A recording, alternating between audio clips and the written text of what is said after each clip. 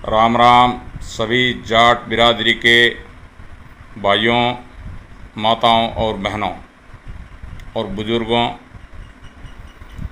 जैसा कि आप सब जानते हैं कि अभी भरतपुर महाराजा और राजमहल और मोती महल के बारे में बहुत ज़बरदस्त बवाल मचा हुआ है और महाराजा विश्वेंद्र सिंह जी के सुपुत्र अनिरुद्ध सिंह ने एक जंग छेड़ रखी है कि हम जादौन राजपूतों में से निकले हुए हैं। जबकि वो ऐसा क्यों कर रहे हैं आपको पता है?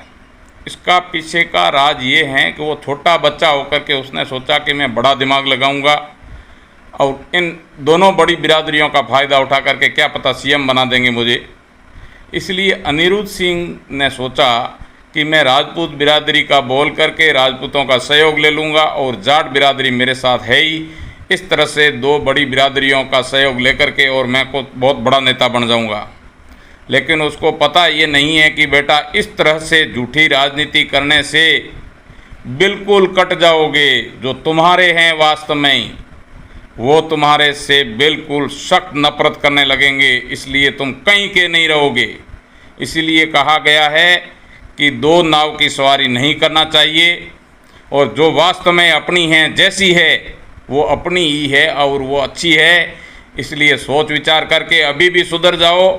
अनिरुद्ध सिंह, आपको ये मेरी सलाह है, आपसे बड़ा होने के नाते और अपनी एक बिरादरी होने के नाते।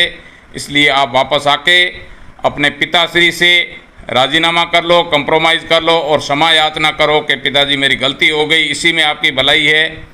और अपनी मम्मी को लेकर के ये तो स्वाभाविक है कि कभी भी मतलब जब बच्चा होता है तो मतलब लड़का हमेशा मतलब अपनी माँ के पक्ष में रहता है।